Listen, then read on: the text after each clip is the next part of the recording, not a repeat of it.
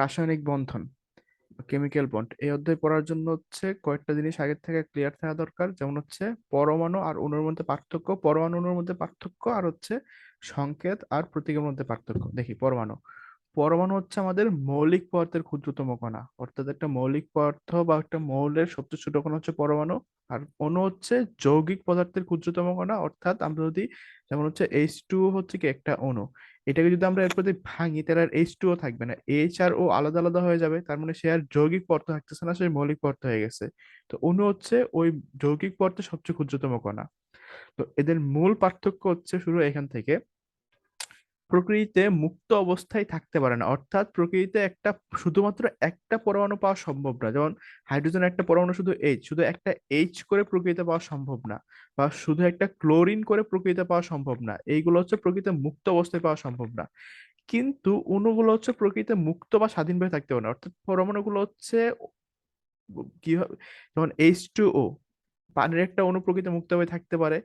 বা যেমন আরেকটা অণু Cl2, একটা অণু যেটা আমরা বলে এটাও একটা অণু, এটাও প্রকৃতিতে মুক্তভাবে থাকতে পারে। তো পরমাণুগুলো প্রকৃতিতে মুক্তভাবে থাকতে পারে না। তারা কিভাবে থাকে?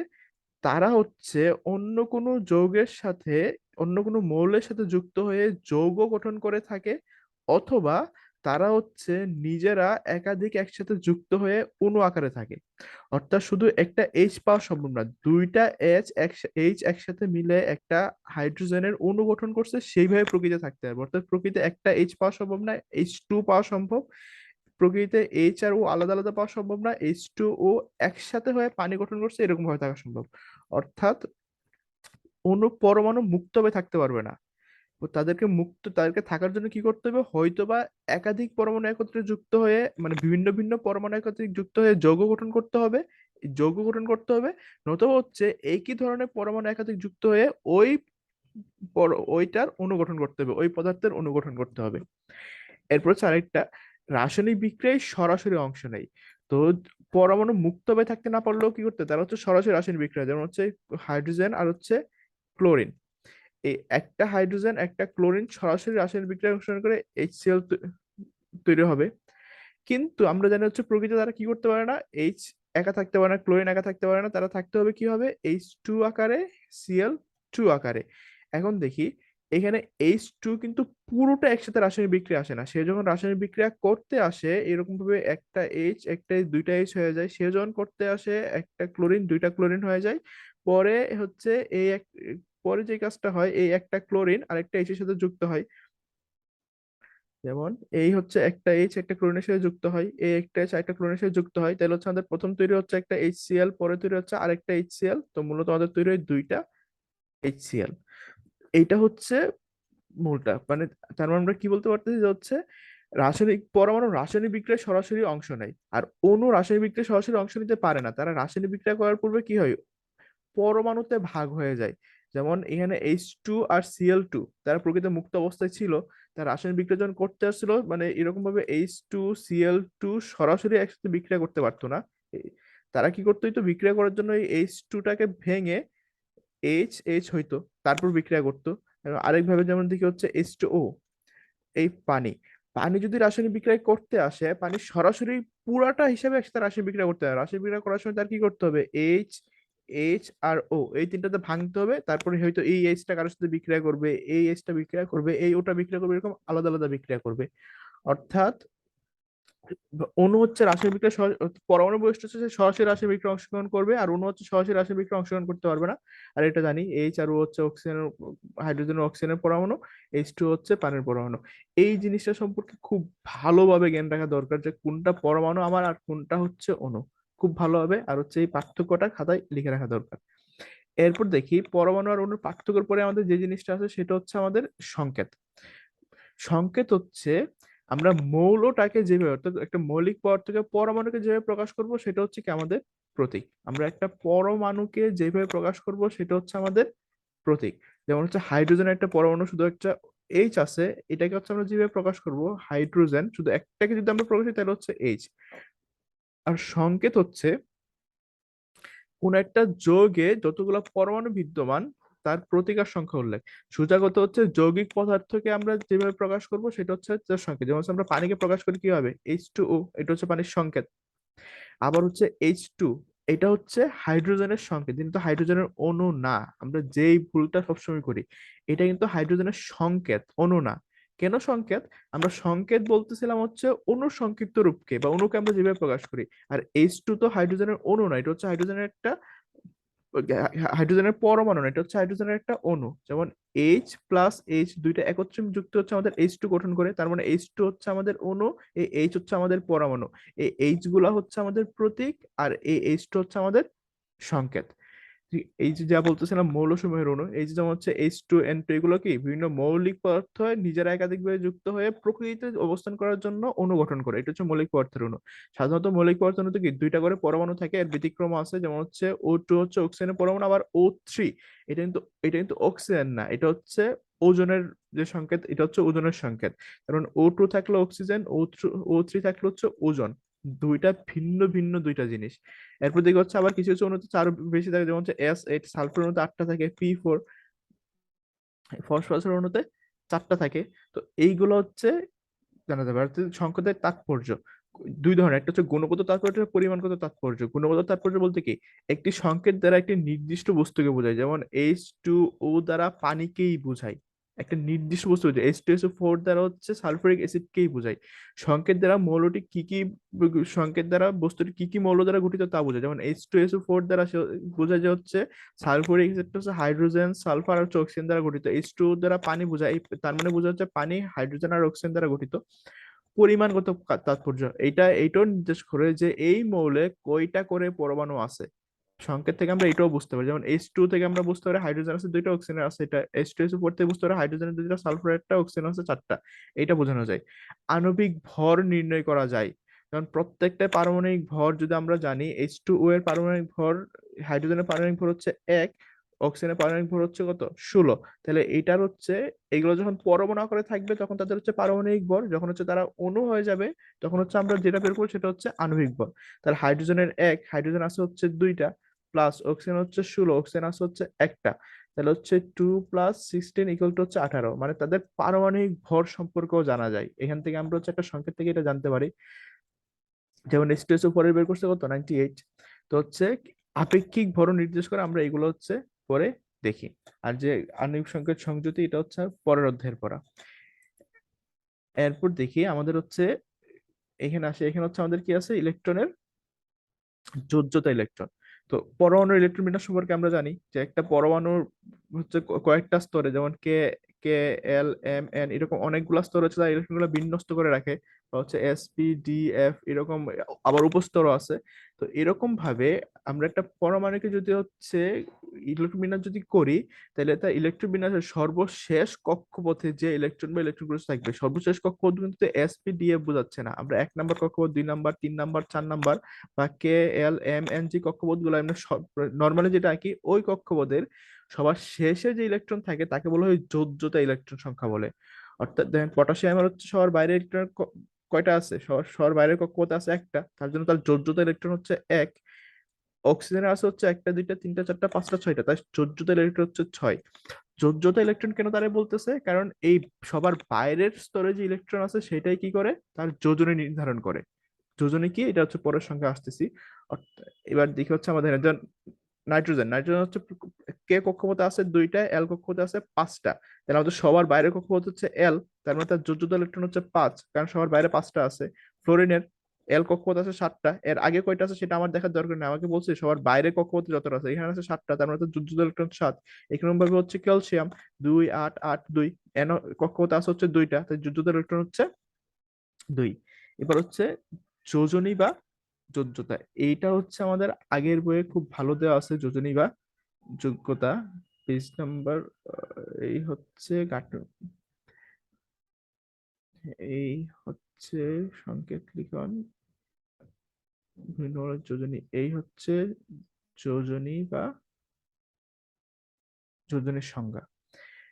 দেখি আমরা হচ্ছে আগে একটু দেখি এখানে কি আছে, যোজনী বা ভ্যালেন্সি, ইংলিশ নামগুলো একটু মনে রাখতে হবে। এখন দেখি দুই বা ততোধিক মৌল যে পরস্পর যুক্ত হয়, যেমন এখানে HCl এর ক্ষেত্রে দেখি, এখানে হাইড্রোজেন একটা ক্লোরিনের সাথে যুক্ত হয়েছে, আবার হচ্ছে এখানে দুইটা হাইড্রোজেন একটা অক্সিজেনের সাথে যুক্ত হয়েছে, আবার হচ্ছে একটা নাইট্রোজেনের সাথে হাইড্রোজেন যুক্ত হয়েছে তিনটা, আবার হচ্ছে এখানে হাইড্রোজেন যুক্ত হচ্ছে চারটা।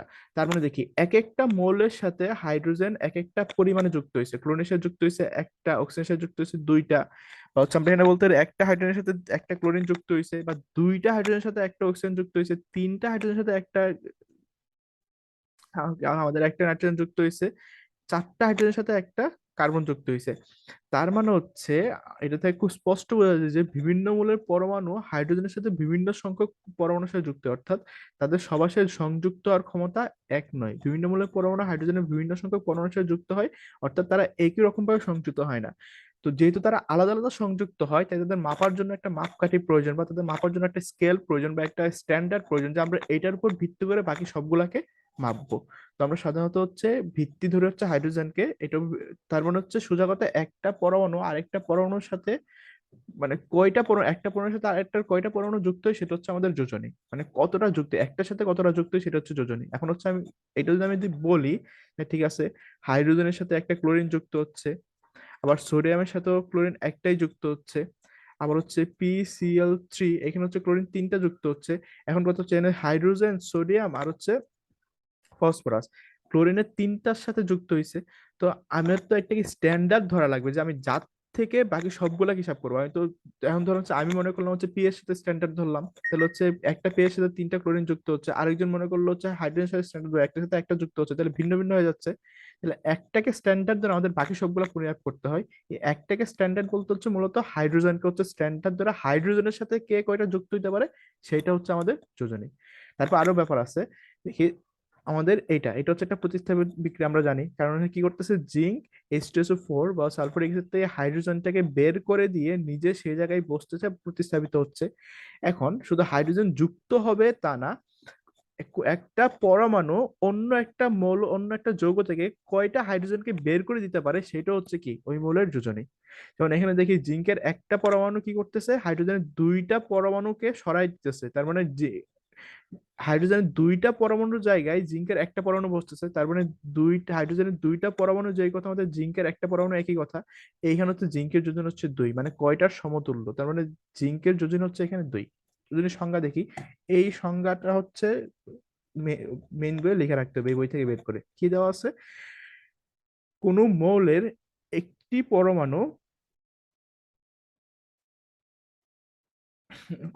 কোনো মৌলের একটি পরমাণু হাইড্রোজেন বা তার সমতুল্য অন্য মৌলের যত সংখ্যক পরমাণুর সাথে সংযুক্ত হয়। দেখি হাইড্রোজেন অথবা তার সমতুল্য, হাইড্রোজেনের সমতুল্য মানে হাইড্রোজেনের সমতুল্য কি আছে, হাইড্রোজেনের সাথে একটাই সংযুক্ত হতে হবে, তার হচ্ছে হাইড্রোজেনের সমতুল্য। যেমন হাইড্রোজেনের সাথে একটা ক্লোরিন যুক্ত হয়, একটা হাইড্রোজেনের সাথে একটা ক্লোরিন, তারপর হাইড্রোজেন আর ক্লোরিন মোটামুটি একই রকম সমতুল্য। সোডিয়ামের সাথে একটা ক্লোরিন যুক্ত হয়, তো দেখি তার মানে হচ্ছে শুধু এখানে তো হাইড্রোজেন যুক্ত তাহলে হচ্ছে হাইড্রোজেন হবে, নয়তো হাইড্রোজেনের সমতুল্য কিউ, মানে হাইড্রোজেন হাইড্রোজেন যেমন ঠিক একই রকম এরকম মৌলের সাথে অন্য পরমাণু যতটা যুক্ত হয় সেটা হচ্ছে, অথবা কোনো যৌগ তা হাইড্রোজেনের যত সংখ্যক পরমাণু প্রতিস্থাপিত করতে হয়, প্রতিস্থাপিত করতে পারে হচ্ছে যে আমাদের এইটা, অর্থাৎ তারা সরাসরি যুক্ত হবে নয়তো প্রতিস্থাপিত করবে, একে বলা হয় কি মৌলের যোজনী। হয়তোবা হাইড্রোজেনের ব্যান্ড, হাইড্রোজেন তো সব মৌলের সাথে বা সব যৌগের সাথে বিক্রিয়া করবে না, এটা তো সবার সাথে বিক্রিয়া করবে, তো সবার সাথে বিক্রিয়া করবে না, তাহলে অন্যটা আমরা কিভাবে নির্ণয় করব, হাইড্রোজেনের সমতুল যারা আছে তাদের সাথে কয়টা বিক্রিয়া করতেছে বা হচ্ছে তাদের সাথে কয়টা যুক্ত হচ্ছে, যেমন হচ্ছে PCl3, এখানে এখানে তো হাইড্রোজেন নেই, তাহলে আমি কিভাবে হিসাব করব, এখানে আমি হিসাব করবো হচ্ছে ক্লোরিনের সাথে। কেন, কারণ হাইড্রোজেন আর ক্লোরিন হচ্ছে সমতুল্য, কারণ হাইড্রোজেনের এক মানে হাইড্রোজেনের একটার সাথে ক্লোরিনের একটাই যুক্ত হয়, তার মানে তারা হচ্ছে কি সমতুল্য। তো এখানে আমি যদি হাইড্রোজেন আমি এখানে যুক্ত করবো কার সাথে, ক্লোরিনের সাথে পরিমাপ করবো, ঠিক এরকম ভাবে হাইড্রোজেনের সমতুল্য যারা আছে এদের সাথেও যেটা হবে সেটা হচ্ছে আমাদের যোজনী। এবার যোজনীর মধ্যে আছে ঠিক হচ্ছে কয়েক ধরনের আছে, একটা হচ্ছে পরিবর্তনশীল যোজনী, অর্থাৎ যাদের যোজনী পরিবর্তন হয়। যেমন দেখি সবার আগে হচ্ছে আয়রন, খুবই কমন উদাহরণ, যেটা আয়রনের যোজনী পরিবর্তন হয়, আয়রন একবার তার যোজনী দুই দেখাইতে পারে, আয়রন একবার তার যোজনী তিন দেখাইতে পারে, সে দুইও ব্যবহার করতে পারে তিনও ব্যবহার করতে পারে। কিরকম ভাবে, FeCl2, এই যে এখানে দেখি এখানে তো হাইড্রোজেন নেই, আছে হচ্ছে কি ক্লোরিন, আর হাইড্রোজেন আর ক্লোরিন হচ্ছে কি সমতুল, তাহলে হচ্ছে দুইটা ক্লোরিন এর সাথে যুক্ত হয়েছে কে একটা ফ্লোরিন, তার মানে একটা ফ্লোরিনের সাথে দুইটা ক্লোরিন যুক্ত হইতে পারে, তার মানে একটা আয়রনের সাথে দুইটা ক্লোরিন যুক্ত হয়েছে, তার মানে হচ্ছে এই একটা আয়রন সমান হচ্ছে আমাদের দুইটা ক্লোরিন, আমরা এরকম ভাবে বলতে পারি। তার মানে আয়রনের যোজনী কত? দুই, কারণ হচ্ছে দুইটা সাথে যুক্ত হতে পারতেছে। কিন্তু এটা হচ্ছে ফেরাস ক্লোরাইড, কিন্তু আমরা যখন ফেরিক ক্লোরাইড লিখবো তখন হয়ে যায় কি FeCl3। এইখানে দেখি একটার সাথে যুক্ত হতে পারতেছে কয়টা? তিনটা। তার মানে এইখানে হচ্ছে আবার এটার যোজনী কত হয়ে গেছে? তিন। তার মানে হচ্ছে আমাদের আয়রন বা ফেরাম একই সাথে যোজনী দুইও দেখাতে পারতেছে, আবার তিনও দেখাতে পারতেছে। অর্থাৎ একটা যৌগ হচ্ছে যোজনী দুই দেখাচ্ছে, একটা যৌগ যোজনী তিন দেখাচ্ছে, তার মানে তার হচ্ছে যোজনী পরিবর্তন হইতে পারে, এটা বলে পরিবর্তনশীল যোজনী। এটা বলে পরিবর্তনশীল যোজনী। এবার দেখি এটা নামকরণ কিভাবে করব। যদি হচ্ছে যোজনী দুই আর তিন দুইটাই যদি থাকে, বা তিন আর চার এরকম থাকতে পারে, ছোট যে যোজনী আছে এটার দ্বারা যে যৌগ গঠিত হবে তাকে বলা হবে আস যৌগ। এই যে এখানে হচ্ছে দুই ব্যবহৃত হয়েছিল, এখানে তিন ব্যবহৃত হয়েছিল, তো এটা ছোট যোজনী, তাই এখানে আমি নাম কি দিয়েছি? Ferrous chloride. আর এটা হচ্ছে তিন। এটাকে বল, এটাকে যদি বড় যোজনীর সাথে যে নাম থাকবে সেটা হবে ইক যোজনী, তাই এটা এখানে হচ্ছে যোজনী বড় সবচেয়ে বেশি, তাহলে এটাকে বলা হচ্ছে কি ফেরিক। এখানে হচ্ছে ফের আস, এখানে হচ্ছে ফের ইক। তো এখানে ছোট অবস্থাকে আস আর উচ্চ অবস্থাকে কি ইক দ্বারা চিহ্নিত করা হয়। পরিবর্তন সূচনা অনেক উদাহরণ, যেমন যেমন হচ্ছে আমরা PCl3 দেখছি, আবার PCl5 আছে। এটা হচ্ছে phosphorus trichloride, phosphorus pentachloride, penta মানে পাঁচ, ট্রাই মানে তিন। তাহলে হচ্ছে এইখানে একটার সাথে যুক্ত হচ্ছে তিনটা, তার মানে এখানে পি এর যোজন হচ্ছে তিন। একটার সাথে যুক্ত হচ্ছে পাঁচটা, তাই এখানে পি এর যোজন হচ্ছে পাঁচ। দেখি এখানে সালফারের ক্ষেত্রে আছে, এইগুলো আছে। এরপর হচ্ছে সক্রিয় যোজনী ও সুপ্ত যোজনী। দেখি আমরা পি এর যোজনী দেখছি কয়টা? হইতে পারে দুইটা, একটা হইতে পারে তিন হইতে পারে, নয়তোবা পাঁচ হইতে পারে। তিন হইতে পারে নয়তো পাঁচ হইতে পারে। এখন পি এর সর্বোচ্চ যোজনী কত হইতে পারে? পাঁচ হইতে পারে। একটা মৌলের সর্বোচ্চ যত হইতে পারে যোজনী সেটা হচ্ছে তার সর্বোচ্চ যোজনী। সর্বোচ্চ যত হইতে পারে সেটা হচ্ছে তার সর্বোচ্চ যোজনী। তাহলে পি এর সর্বোচ্চ যোজনী হচ্ছে কত? সর্বোচ্চ যোজনী হচ্ছে পাঁচ। কিন্তু সে যখন PCl3 গঠন করে তখন তার যোজনী কত ব্যবহৃত হয়েছে? তখন পি এর যোজনী ব্যবহৃত হয়েছে হচ্ছে তিন। একটা যৌগে কোন একটা মৌলের যেই যোজনীটা ব্যবহৃত হবে, যেইটা ব্যবহৃত হবে সেটা হচ্ছে সক্রিয় যোজনী। সেটা হচ্ছে সক্রিয় যোজনী। যেমন PCl3 এর ক্ষেত্রে সক্রিয় যোজনী কত? তিন। আবার PCl5 এর ক্ষেত্রে সক্রিয় যোজনী কত? ফাইভ, কারণ হচ্ছে এখানে পি এর 5 নম্বর যোজনী ব্যবহৃত হয়েছে, পাঁচ যোজনী ব্যবহৃত হয়েছে। তাহলে যেটা হচ্ছে কোন একটা যৌগে যেই যোজনী ব্যবহৃত হবে সেটা হচ্ছে তার সক্রিয় যোজনী। আর সুপ্ত যোজনী, দেখি আমাদের PCl3 এর ক্ষেত্রে তার যোজনী ব্যবহৃত হয়েছে কত? তিন। কিন্তু পি এর সর্বোচ্চ যোজনী কত ব্যবহৃত পরিণত হইতে পারে? পাঁচ ব্যবহৃত হইতে পারে। তাইলে দেখি এই যে আমাদের সর্বোচ্চ যোজনীর থেকে সক্রিয় যে যোজনী আছে এটা বাদ দিলে যে যোজনী থাকবে সেটা হচ্ছে সুপ্ত যোজনী। সুপ্ত শব্দের মানে হচ্ছে লুকানো, সুপ্ত শব্দের মানে হচ্ছে লুকানো বা হচ্ছে লুকায়িত আছে বা ঘুমন্ত অবস্থায় আছে। তাহলে হচ্ছে আমার সর্বোচ্চ ব্যবহৃত হইতে পারে পাঁচ, আমি ব্যবহার করছি তিন, তার মানে আমার সুপ্ত অবস্থায় আছে কত? দুই। আবার দেখি PCl5 এর ক্ষেত্রে, PCl5 আমার এখানে সর্বোচ্চ, আমার পি এর সর্বোচ্চ যোজনী পাঁচ, এখানে ব্যবহৃত হয়েছে কত? ব্যবহৃত হয়েছে পাঁচ, তাহলে আমাদের সুপ্ত যোজনী কত? জিরো। এটাই হচ্ছে আমাদের সুপ্ত যোজনী আর সর্বোচ্চ যোজনী। সেম জিনিসটা হচ্ছে এখানে দেখি আমাদের যোজ্যত ইলেকট্রন আছে। যোজ্যত ইলেকট্রন, যে এখানে হচ্ছে পরিবর্তনশীল যোজনীর কথা বলে দেওয়া আছে, এখানে হচ্ছে সুপ্ত যোজনীর কথা বলে দেওয়া আছে, এইগুলাই আছে। আর এখানে হচ্ছে বিভিন্ন মৌলের যোজনী বলে দেওয়া আছে। এটার চারটা খুব সুন্দর করে দেওয়া আছে হচ্ছে এই পুরাতন বইয়ের মধ্যে।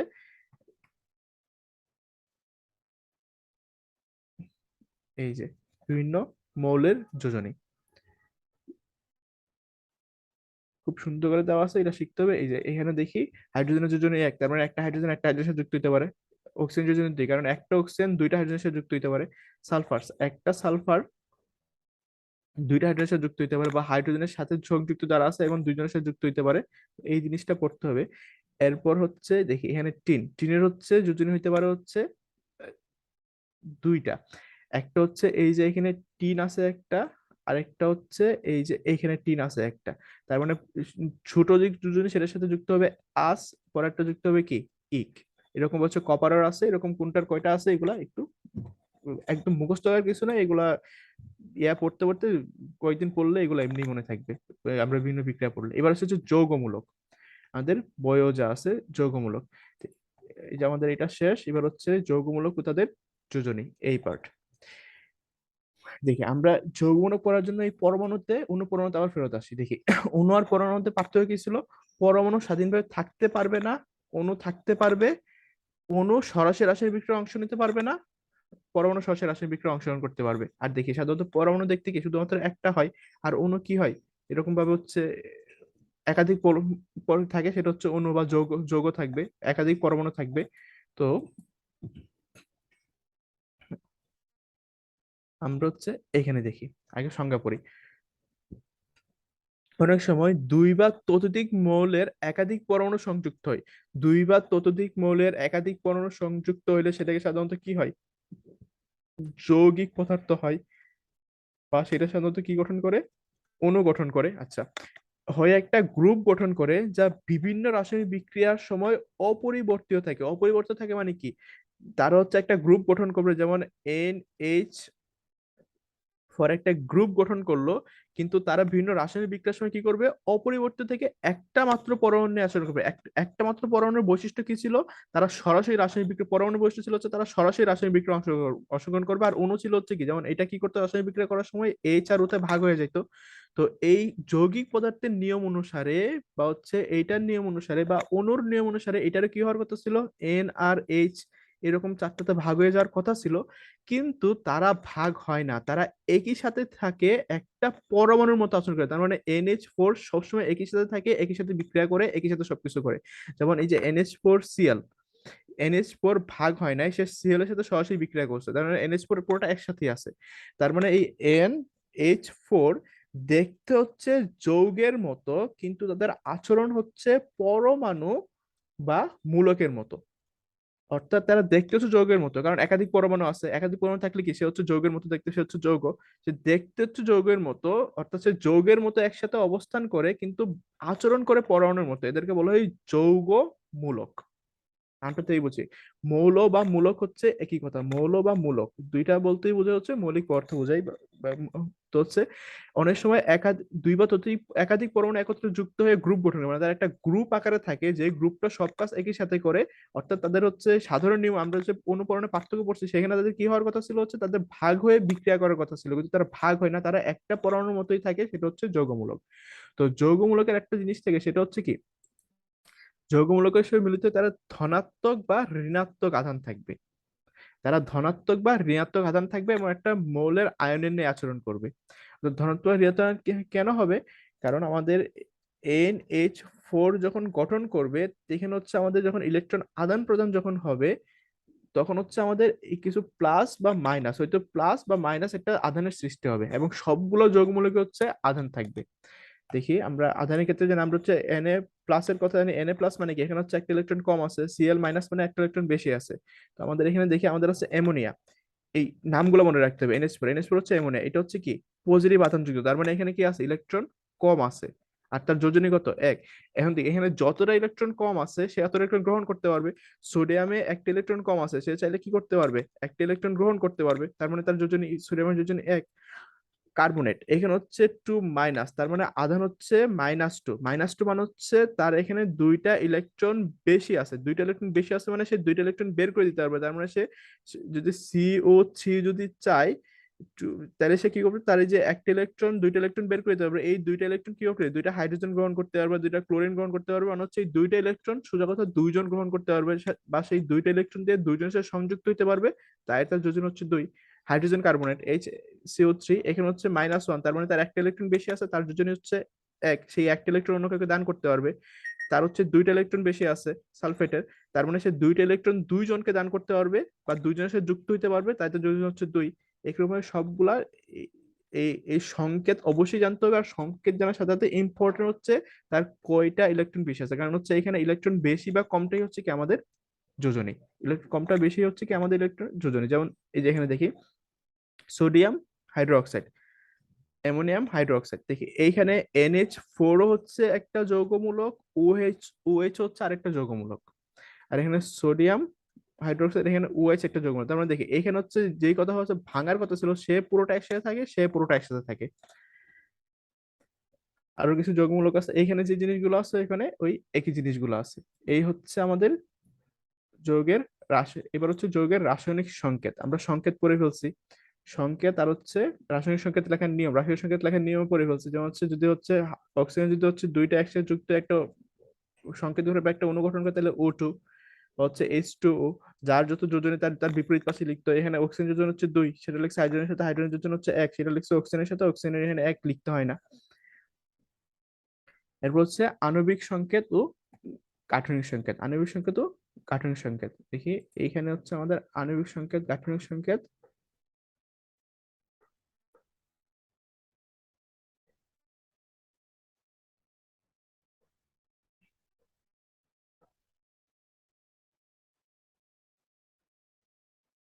আচ্ছা দেখি আমরা এখান থেকে দেখি আণবিক সংকেত। আণবিক সংকেত হচ্ছে আমরা দেখি, আমরা হচ্ছে হাইড্রোজেনের ক্ষেত্রে পড়লাম, পানির ক্ষেত্রে পড়লাম H2 হচ্ছে কি একটা পানি, এটা আমরা সংকেত বলতেছিলাম। তো এই যে আমি জাস্ট লিখে দিলাম H2 হচ্ছে একটা পানির সংকেত, এটা হচ্ছে আণবিক সংকেত, মানে আমরা অণুর আকারে লিখছি। গাঠনিক সংকেত হচ্ছে H আর O কিভাবে থাকে, যেহেতু তারা 3D, তারা তো মানে দুইটা H এরকম একসাথে থাকবে, একটা অক্সিজেন এখানে থাকবে, ব্যাপারটা তো এমন নাও হইতে পারে, মানে তারা কিভাবে অবস্থান করে সেটা হচ্ছে আমাদের গাঠনিক সংকেত। যেমন দেখি H2O মূলত কি একটা অক্সিজেন থাকে এখানে, তার দুই পাশে দুইটা বন্ড দিয়ে হচ্ছে দুইটা হাইড্রোজেন থাকে, তাহলে তারা থাকে হচ্ছে এরকম। আমরা অনেক সময় লিখি হচ্ছে এরকম ভাবে, মূলত তারা মোটেও এরকম ভাবে একটা সরল রেখায় থাকে না, তারা সত্যিকার অর্থে থাকে এরকম ভাবে। তারা সত্যিকার অর্থে একটা যৌগ বা একটা একটা অণু সত্যিকার অর্থে কিভাবে থাকে সেটাই হচ্ছে তার গাঠনিক সংকেত। আর আণবিক সংকেত হচ্ছে আমরা একসাথে লেখার জন্য যেটা থাকি, যেমন হচ্ছে এখানে C3H8, আমরা এটা লিখে দিলাম, এটা লিখে দিলে বুঝতেছি কি সেটা হচ্ছে একটা কি C3H6, সেটা হচ্ছে একটা প্রোপেনের, তো প্রোপেনের অণু। তো এটা হচ্ছে আমাদের আণবিক সংকেত, আমরা শুধু অণুগুলা লিখলাম, একটা অণু লিখে দিলাম। আর এটা যদি আমি দেখাবো যে প্রোপেনের অণুটা কিরকম থাকে, একটা এখানে কার্বনের সাথে তিন পাশে তিনটা হাইড্রোজেন থাকে, এই কার্বনের সাথে আরেকটা কার্বন যুক্ত থাকে, এই কার্বনের দুই পাশে দুইটা হাইড্রোজেন থাকে, এটার সাথে আরেকটা কার্বন যুক্ত থাকে, এই কার্বনের দুই পাশে দুইটা হাইড্রোজেন থাকে, আবার এই পাশে আরেকটা থাকে। আমরা যখন এরকম ভাবে লিখে দেখাবো সেটা হচ্ছে গাঠনিক সংকেত। তো আণবিক সংকেত গাঠনিক সংকেতের পার্থক্য কি? আমরা আণবিক সংকেত থেকে শুধু জানতে পারি যে হচ্ছে এই অণুটা কি কি দিয়ে গঠিত, কয়টা দিয়ে গঠিত। যেমন এর থেকে আমরা জানতে পারি সে হচ্ছে তিনটা কার্বন আর হচ্ছে আটটা হাইড্রোজেন দিয়ে গঠিত, শুধু এটা জানতে পারি। কিন্তু গাঠনিক সংকেত থেকে আমরা তিনটা কার্বন আটটা হাইড্রোজেন দিয়ে গঠিত সেটা তো জানতে পারি, সাথে জানতে পারি তারা কিভাবে অবস্থান করতেছে। ধরুন মিথেনের CH4 থেকে আমরা দেখতে পাই হচ্ছে একটা কার্বন কি করে চারটা হাইড্রোজেনের সাথে থাকে, কিন্তু আমরা এখান থেকে দেখতে পারি যে চারটা হাইড্রোজেনের সাথে কিভাবে থাকে। এটা হচ্ছে আণবিক সংকেত আর গাঠনিক সংকেত। এবার হচ্ছে অষ্টক ও দুইয়ের নিয়ম। অষ্টকের দুই নম্বর আমরা হচ্ছে প্রতিটা মৌলই তার সর্বশেষ শক্তি স্তরে নিষ্ক্রিয় গ্যাসের ইলেকট্রন বিন্যাসের প্রবণতা দেখা যায়। নিষ্ক্রিয় গ্যাস কেন হইতে চাই, সে তার বাইরের শক্তি স্তরে অষ্টক আটটা বা দুইটা আটটা ইলেকট্রন বা দুইটা ইলেকট্রন পূরণ করতে চাই। আটটা ইলেকট্রন কারা পূরণ করতে চাই, দুইটা ইলেকট্রন কারা পূরণ করতে চাই। যেমন হাইড্রোজেন, হাইড্রোজেন হচ্ছে শক্তি স্তরে আছে একটা, এখানে তার একটা ইলেকট্রন আছে, তো সে চাইলেই তো তার এখানে আটটা নিতে পারবে না, কারণ তো সে দুইটার বেশি নিতে পারবে না, তাহলে হাইড্রোজেন কি করতে চাই, দুইটা পূরণ করতে চাই। আবার হচ্ছে দেখি লিথিয়াম, তার একটা দুইটা তিনটা। লিথিয়ামের বাইরের শক্তি স্তরে সে চাইলে আটটা নিতে পারবে, কিন্তু তার আছে কয়টা, মাত্র 7টা। তাহলে আটটা নিতে হলে তার কি করতে হবে, তো একটা আছে, আটটা নিতে হলে তার কি করতে হবে, তার 7টা গ্রহণ করতে হবে। কারণ 7টা গ্রহণ করা তার জন্য পসিবল না, সে কি করবে, একটা ছেড়ে দিয়ে তার এই শক্তি স্তর বিলুপ্ত করে ফেলবে, তাহলে তার এই যে দুইটা হয়ে গেল। অর্থাৎ এই মৌলগুলা চাই হচ্ছে তাদের বাইরের শক্তি স্তরে অষ্টক বা আটটা বা দুইটা, অর্থাৎ যার ক্ষেত্রে আটটা প্রযোজ্য তার ক্ষেত্রে আটটা, যার ক্ষেত্রে দুইটা প্রযোজ্য তার ক্ষেত্রে দুইটা। দেখি ইলেকট্রন ধারণ করে নিষ্ক্রিয় গ্যাসে ইলেকট্রন বিন্যাস লাভের মাধ্যমে যৌগ গঠনের পদ্ধতিকে অষ্টক নিয়ম বলে। অর্থাৎ তাদের সবার বাইরের সূত্রস্তর আটটা ইলেকট্রন বা হচ্ছে দুইটা ইলেকট্রন পূরণ করে অষ্টক গঠন করবে। যেমন হচ্ছে সোডিয়াম আর হচ্ছে ক্লোরিন। সোডিয়ামের বাইরের সূত্রস্তরে আছে হচ্ছে একটা ইলেকট্রন, ক্লোরিনের বাইরের সূত্রে আছে হচ্ছে 7টা ইলেকট্রন। তো সোডিয়াম কি করে, তার বাইরের সূত্রস্তরে এখানে একটা ইলেকট্রন দিয়ে দিবে। আর হচ্ছে তাহলে সোডিয়ামের ছিল 2 8 1 ছিল, ক্লোরিনের ছিল হচ্ছে 2 8 7 ছিল। তো সোডিয়াম কি করবে, তার এটা হচ্ছে এখানে দিয়ে দিবে, তার এখানে তাহলে এখন কয়টা হয়ে যাবে, এখানে হয়ে যাবে আটটা। আর এখানে এটা ভাগ বলে গেলে এখানে শক্তি হয়ে গেল আটটা, তার মানে ক্লোরিনে অষ্টক পূরণ করলো, সোডিয়ামে অষ্টক পূরণ করলো। এই অষ্টক পূরণ করার মাধ্যমে তারা কি করতে চায়, তারা যৌগ গঠন করতে চায়। আর যাদের হচ্ছে অষ্টক পূরণ করা সম্ভব হয় না, যেমন হচ্ছে হাইড্রোজেনের ক্ষেত্রে, ক্লোরিনের ক্ষেত্রে বা এই হিলিয়ামের ক্ষেত্রে, যাদের হচ্ছে অষ্টক পূরণ করা সম্ভব হয় না, তাদের হচ্ছে কিসের নিয়ম, দুইয়ের নিয়ম। এটা হচ্ছে আমাদের অষ্টক আর দুইয়ের নিয়ম। এবার দেখি নিষ্ক্রিয় গ্যাস ও স্থিতিশীলতা। নিষ্ক্রিয় গ্যাস সমূহ কেন স্থিতিশীল, কেন তারা বিক্রিয়া করে না? কারণ আমরা উপরে পড়ে আসলাম, প্রত্যেকটা মৌল কি করতে চাই, তার বাইরের শক্তি স্তরে 8টা ইলেকট্রন রাখতে চাই, নয়তো 2টা ইলেকট্রন রাখতে চাই। তাই যাদের 8টা আর 2টা ইলেকট্রন হয়ে গেছে তারা বিক্রিয়া করবে না, কারণ তারা স্থিতিশীল হয়ে গেছে। ঠিক একই কারণে নিষ্ক্রিয় গ্যাসের সময় বিক্রিয়া করে না, কারণ নিষ্ক্রিয় গ্যাসের ইলেকট্রন বিন্যাসে আমরা দেখে দেখে হিলিয়াম, সে সর্বোচ্চ 2টা রাখতে পারে, তার 2টা ইলেকট্রন পূর্ণ হয়ে গেছে। নিয়ন তার দিকে এই যে 2 নম্বর শক্তি স্তরে এখানে এই পি অরবিটালের 6টা, 2 অরবিটালের এস অরবিটালের 2টা, মোট 8টা ইলেকট্রন হয়ে গেছে। তার মানে তার অষ্টক পূরণ আছে। দেখি তারও দেখি পি 3 নাম্বার, সবার বাইরের শক্তি স্তর 3 নাম্বার শক্তি স্তর, 3 নাম্বার হচ্ছে পি 2টা 6টা 8টা পূরণ হয়েছে, তারও অষ্টক পূরণ হয়েছে, প্রত্যেকের দিকে আমাদের অষ্টক পূরণ হয়ে গেছে। তো যেহেতু নিষ্ক্রিয় গ্যাস সমাধান অষ্টক পূর্ণ হয়ে গেছে, তারা কি করতে চায় না, আর বিক্রিয়া করতে চায় না, কারণ তারা অলরেডি স্থিতিশীল হয়ে গেছে।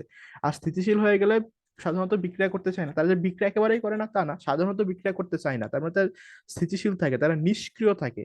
যেহেতু তারা নিষ্ক্রিয় থাকে তাই তাদেরকে হচ্ছে নিষ্ক্রিয় গ্যাস বলা হয়। দেখি মূল ব্যাখ্যাটা এখান থেকে পড়লেই হয়। অধিকতর স্থিতিশীলতার কারণে নিষ্ক্রিয় গ্যাসসমূহ অন্য মৌলকে ইলেকট্রন প্রদান করে না, আবার অন্য মৌল থেকে ইলেকট্রন গ্রহণ করে না। তারা তো স্থিতিশীল হয়ে গেছে, তারা কি করে না, অন্য মৌলকে ইলেকট্রন দেয় না, গ্রহণও করে না।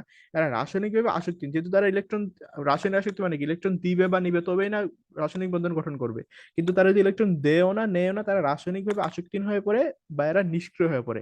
এই জন্য তাদেরকে নিষ্ক্রিয় গ্যাস বলে। নিষ্ক্রিয় গ্যাস ছাড়া অন্য মৌলের সর্বরোধ শক্তি এরকম দ্বিতক বা অষ্টক পূরণ থাকে না। নিষ্ক্রিয় গ্যাস ছাড়া অন্য কারোর হচ্ছে সর্বশেষ শক্তি স্তরে 2টা বা 8টা পূরণ থাকবে না, ফলে তারা স্থিতিশীল হয় না। ফলে অন্যান্য মৌল কি করে, এই স্থিতিশীলতা অর্জন করার জন্য বা দ্বিতক বা অষ্টক পূরণ করার জন্য তারা কি করে, ইলেকট্রন গ্রহণ করে, প্রদান করে, মানে গ্রহণ করে, বর্জন করে বা ভাগাভাগি করে বন্ধন গঠন করে। আর এই জন্য কি হয়, রাসায়নিক বন্ধন তৈরি হয়। এই যে রাসায়নিক বন্ধন তৈরি হয়, এই জন্য রাসায়নিক বন্ধন গঠনের কারণ হচ্ছে এইটাই, একমাত্র কি কারণ, নিষ্ক্রিয় গ্যাসের হচ্ছে 2টা বা 8টা পূর্ণ আছে, তাই তারা রাসায়নিক বন্ধন গঠন করে না, মানে কারোর সাথে বিক্রিয়া করে না, কারোর আশেপাশে যায় না।